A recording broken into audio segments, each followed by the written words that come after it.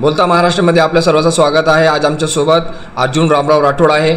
या विषय संदर्भात असा आहे की एसटी संदर्भात यांनी एक निवेदन दिलेलं आहे। या निवेदन मार्फत आपण त्यांच्या विषयी आपण जाणून घ्यावा की अर्जुन भाऊ काय विषय आहे।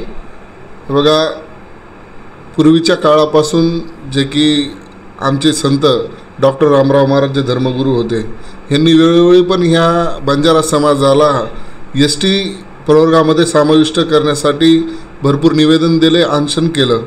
अनशन केल्यानंतर तरी पण शासनानं त्याची दखल घेतलेली नाही। पण आता जे हैदराबाद गॅजेटची चर्चा सुरू आहे, हैदराबाद गॅजेटची चर्चा सुरू असताना आम्हाला बंजारा समाजाला सुद्धा एस टीचं आरक्षण मिळू शकतं।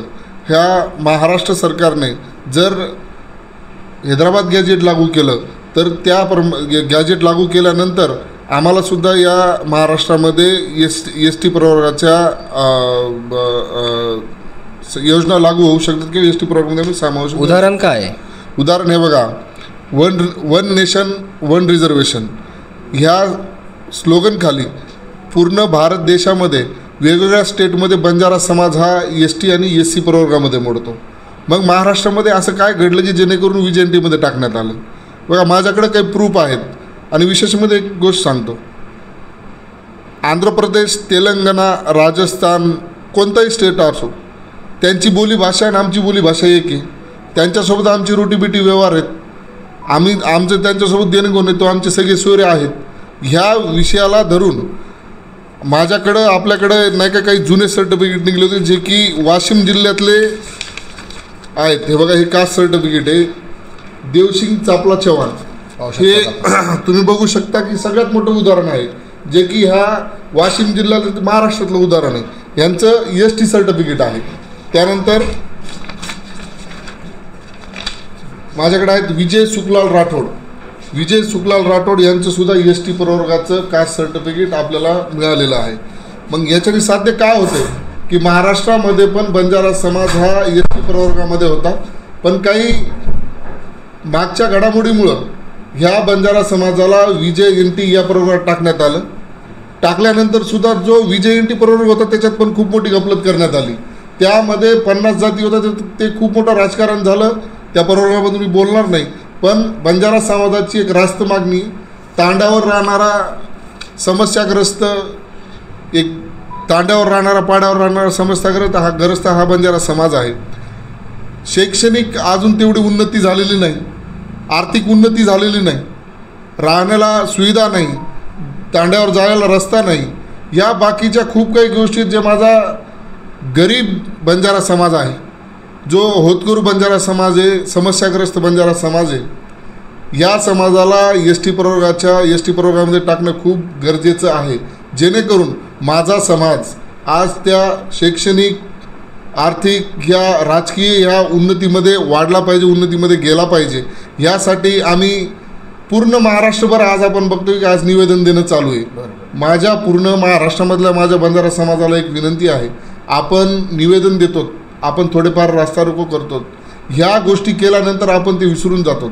माझी सर्व बंजारा समाजातील ज्येष्ठ नेते, ज्येष्ठ अधिकारी, कार्यकर्ते, सर्व पक्षाचे, संघटनेचे जे नेते, राष्ट्रीय अध्यक्ष जे असतील, एक बंजारा म्हणून या आपण कोणतीही संघटना, पक्ष काही न आणता फक्त बंजारा या शब्दाच्या खाली आपण महाराष्ट्रामध्ये एक होण्याची गरज आहे।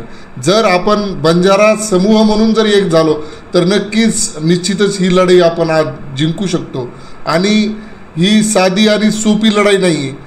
तुम्हाला आम्हाला आज रस्त्यावर उतरावं लागेल, लेकरा बाळासहित उतरावं लागेल, घरातल्या प्रत्येक मेंबरला सोबत घेऊन आपल्याला ही लढाई लढावं लागेल, तरच आपण जिंकू शकतो। नाहीतर आपण जेवढं सोशल मीडियावर आज आपला रोप दाखवतोय, ज्याप्रमाणे आपण सोशल मीडियावर ही गोष्ट पसरवतोय, पण ही पसरवण्याच्या अगोदर आपण थोडा अभ्यास केला पाहिजे।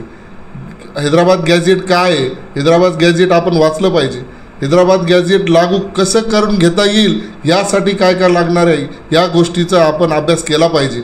जे जाणकार लोक आहेत, जे विधितज्ञ आहेत, यांची भेट घेणं, ज्या जुने सर्टिफिकेट आहेत, तेलंगणाचा एस टी प्रवर्गाचा जो जी आर असेल ते घेणं, वेगवेगळ्या राज्याचा जो जी आर असेल, ज्या बाबी आपल्याला पोषक आहेत त्या बाबी आपण त्या अदर स्टेटकडून घेणं.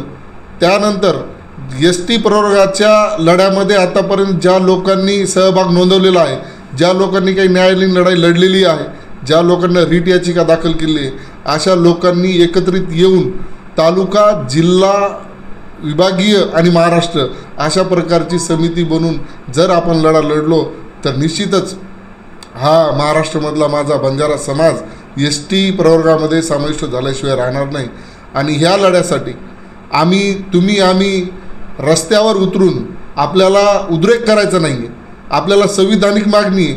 संविधानानं जो आपल्याला अधिकार दिलेला आहे त्या अधिकारानेच आपल्याला ही मागणी मागायची आहे.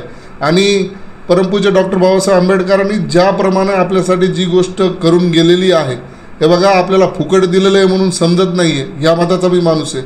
आज आपल्याला ज्या गोष्टीसाठी लढावं लागणार आहे आणि जे आपण आज आरक्षणावर जेवढे मोठे झाले ते फक्त डॉक्टर बाबासाहेब आंबेडकर यांच्यामुळेच झालेलो आहोत. तर मला सर्वांना एक विनंती आहे, महाराष्ट्रातील पूर्ण बंजारा समाजाला माझी विनंती आहे, गडबड करू नका, घाई करू नका, अभ्यास करा, व्यवस्थित पडताळा, ह्यानंतरच आपण या प्रक्रियेमध्ये उतरलो पाहिजे. जर न अभ्यास करता आपण उतरलो तर आपण इथे हारलो म्हणून समजून घ्यायचं. पण मी माझ्या बंजारा समाजाच्या लेकरांचं नुकसान, लेकरांचं शैक्षणिक नुकसान आणि जो हक्काचं आरक्षण आहे ते जाऊ देणार नाही. त्यासाठी जे परिणाम आम्हाला भोगावं लागतील आम्ही ते भोगायला तयार आहोत. आणि तुमच्या चॅनलमार्फत, बोलता महाराष्ट्र चॅनलमार्फत मी एकच गोष्ट सांगतो, निवेदन दिल्यानंतर आम्ही या परतूर आणि मंठा म्हणजे जालना जिल्ह्याच्या काही ठिकाणामध्ये आम्ही बैठकी घ्यायला सुरुवात केलेली आहे. ती झाल्यानंतर शक्यतो जिल्हाधिकार्यालय जालना ह्या कार्यालयावर आमचा सर्वप्रथम मोर्चा राहणार आहे. आम्ही सगळेजण जे बंजारा समाजाचे सामाजिक कार्यकर्ते आहेत, सामाजिक लोक आहेत, जे स्मॉल घटक आहे, यांच्यासोबत आम्ही पूर्ण तांडे फिरून यांच्यासोबत बैठकी घेऊन आम्ही निर्णय घेणार आहोत. मी एकटा समाजाचा निर्णय घेणार अशातला माणूस नाही, सर्वांना सोबत घेऊन. पण बंजारा समाज हा एस टी प्रवर्गामध्ये समायोजन करण्यासाठी रात्रंदिवस लढणार म्हणजे लढणार. हे होते आमच्यासोबत अर्जुन रामराव राठोड. असे सर्व न्यूज पाहण्यासाठी पाहत रहा बोलता महाराष्ट्र.